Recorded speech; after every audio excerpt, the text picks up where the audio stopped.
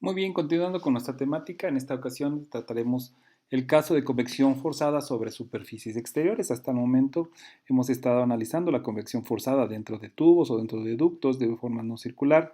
En esta ocasión ya empezaremos a trabajar sobre la parte exterior, o sea, cuando nosotros hacemos circular un fluido por la parte exterior de un conducto.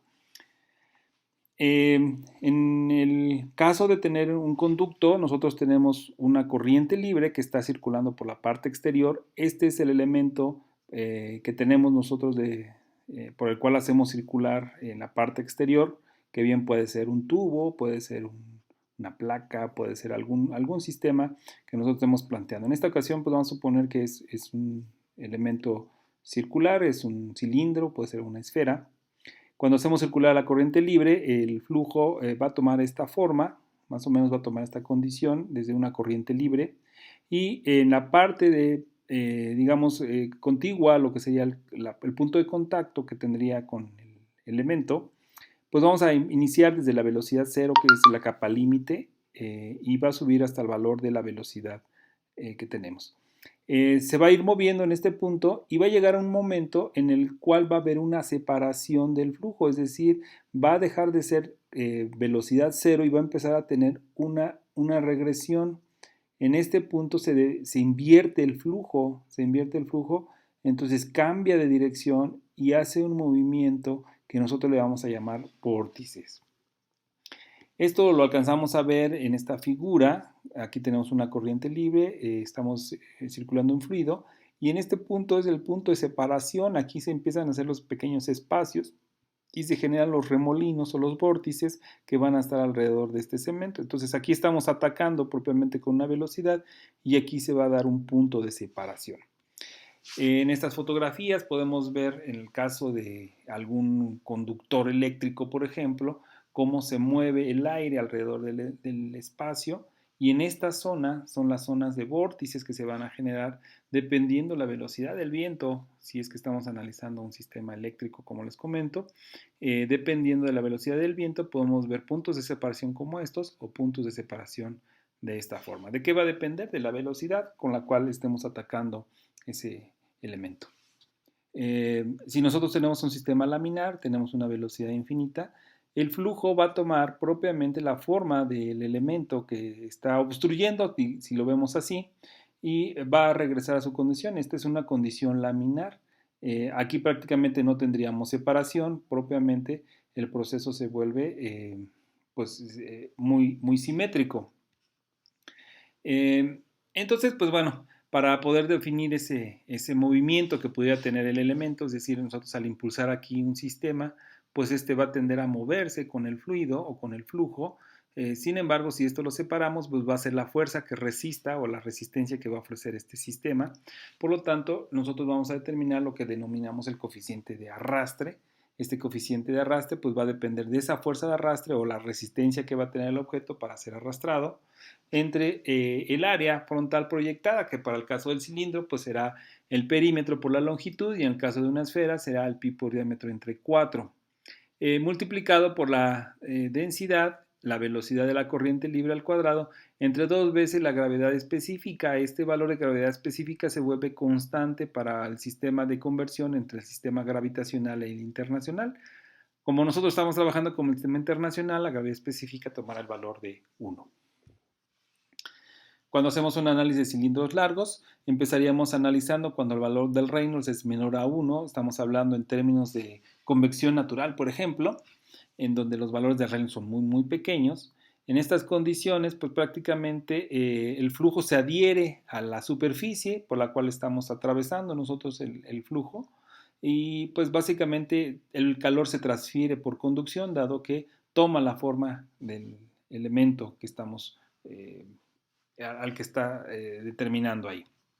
Cuando el número de Reynolds es mayor está del orden de 10, ya hay fuerzas de inercia que se vuelven apreciables y se originan dos remolinos débiles en la parte posterior, y el arrastre de presión ahora es casi la mitad del arrastre. Entonces ya empieza a tener un valor de movimiento aquí. Si nosotros tuviéramos libre este objeto, pues se movería ya con la corriente.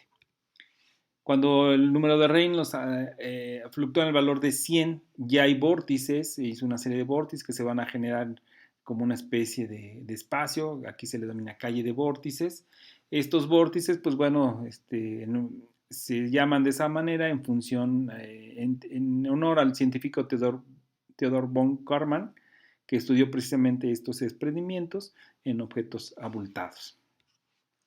Cuando el número de Reynolds anda entre 10 a la 3 y 10 a la 5, pues ya hay una estela de remolinos turbulentos en toda esta zona y la separación es entre 80 y 85, más o menos si nosotros consideramos aquí el valor de 0, pues más o menos entre 80 y 85 grados es cuando empieza la separación del sistema o de la capa límite, donde recordamos nuevamente la figura inicial, es donde empieza a hacer el cambio de sentido o el flujo invertido. Cuando los valores del Reynolds son mayores a 10 a la 5, ya hay una estela turbulenta pequeña y generalmente el ángulo de separación pues más o menos va a estar entre los 130 grados, más o menos a esta parte, a esta zona, estaremos hablando de 130 grados cuando sus valores. Entonces ese es más o menos el comportamiento que podemos tener de objetos abultados cuando lo hacemos circular un flujo normal. El número de Nusselt bajo estas condiciones para cilindros y esferas, de acuerdo a Square, determina un número de Nusselt igual a una constante C por la raíz del número de Reynolds. Considerando un número de Prandtl entre 0.7 y 10, el valor de C toma entre 1 y 1.7, que se sustituirá en esta ecuación por la raíz del Reynolds y encontraremos propiamente el número de Nusselt. Sobre la parte delantera del cilindro, es decir, cuando el ángulo de ataque está entre 0 y 80 grados, el Nusselt ya es una función del ángulo, va a ser igual a 1.14 por el número de Reynolds a la 0.5 por Prandtl a la 0.3 por 1 menos el ángulo de separación entre 90 al cubo. De esta manera podemos conocer el coeficiente de transferencia de calor antes de la separación. En esta gráfica pues podemos hacerlo de manera no calculada, de manera gráfica por supuesto, dependiendo del ángulo de separación. Recuerden que aquí empezamos con 0 y dependiendo del número de Reynolds podemos identificar, por ejemplo, esta distancia. Si medimos desde el 0 aquí, esa es nuestra distancia, y el número de Nusselt en valor de esta escala proporcional a esta distancia, tomaremos el dato de manera directa sin necesidad de calcularlo. Hemos hablado propiamente del coeficiente de variación y hemos dicho que cuando el número de Reynolds es mayor a 10 a la 5, tenemos una separación aproximadamente a 80 grados. En este caso, la transferencia de calor es mayor en ese punto y disminuye a lo largo de la distancia. La transferencia de calor alcanza un mínimo en los lados del cilindro del punto de separación. Bajo estas condiciones, para flujo transversal en líquidos y gases,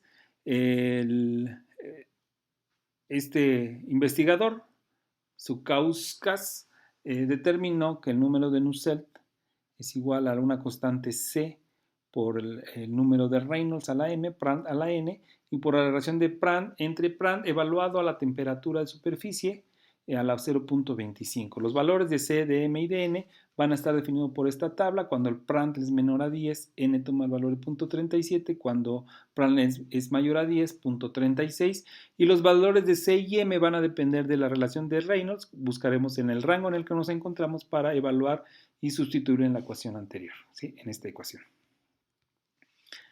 Para cilindros no normales, Groen desarrolló esta expresión o esta correlación 0.206 del Reynolds normal a la 0.63 por Prandtl a la 0.36, considerando que el Reynolds normal va a ser calculado con la velocidad normal al eje del cilindro, y esta la encontramos con la relación del Reynolds por el seno del ángulo, considerando que el ángulo es la separación o el ángulo a la cual está entrando la corriente sobre el eje del cilindro. Para determinar la oblicuidad se determinan relaciones desde 0 hasta 90 grados y cuando esto es mayor, pues la ecuación del Reynolds normal tomará el valor 2500 hasta el valor del Reynolds crítico, que este va a depender del ángulo de oblicuidad que obtendríamos de esta tabla. Cuando el ángulo es de 15, de 30 o de 45 mayor de 45, tomaremos el Reynolds crítico, que es el valor máximo que va a tomar en estas condiciones. Groen también determinó para valores de 2 por 10 a la 5 a 10 a la 6 con valores de ángulos de velocidad independiente, es decir, que en estas condiciones de flujo ya el ángulo no tiene pues una condición crítica. Entonces el Nusselt es igual a 0.12 por el Reynolds a la 0.85 por Planck a la 0.36. De esta manera, pues bueno, podemos determinarlo directamente sin necesidad de la tabla anterior. Para cilindros con sección transversal no circular, en gases, Jacob compiló dos fuentes y presentó los coeficientes de la ecuación de la correlación Nusselt por B, Reynolds evaluado en D a la N. Todas estas propiedades se evalúan a las condiciones de película y B y N los tomamos de esta tabla donde la relación o el valor D para evaluar en el Reynolds será esta dimensión, que en este caso será desde este vértice a este vértice. En el caso de este elemento sería el diámetro menor, la distancia menor, y así consecutivamente. Aquí nos está indicando el rango y el valor de N y de B que utilizaremos en la ecuación anterior. En metales líquidos, Ishiguro y colaboradores recomiendan una correlación de 1.125 por Reynolds por Planck a la 0.413 en un intervalo de Reynolds por Planck de 1 a 100. Esto es en el caso particular de utilizar metales líquidos por la parte posterior o en superficies externas de flujo. Muy bien, pues entonces vamos a hacer un ejemplo. Este lo subimos en un momento más. Nos indica una línea de transmisión eléctrica. Lo vamos a estar resolviendo y nuevamente les repito que la idea es que ustedes lo hagan también en sus cuadernos para que cualquier duda tengan, la podamos resolver directamente en el grupo del Facebook o en la mensajería de módulo. Muchísimas gracias.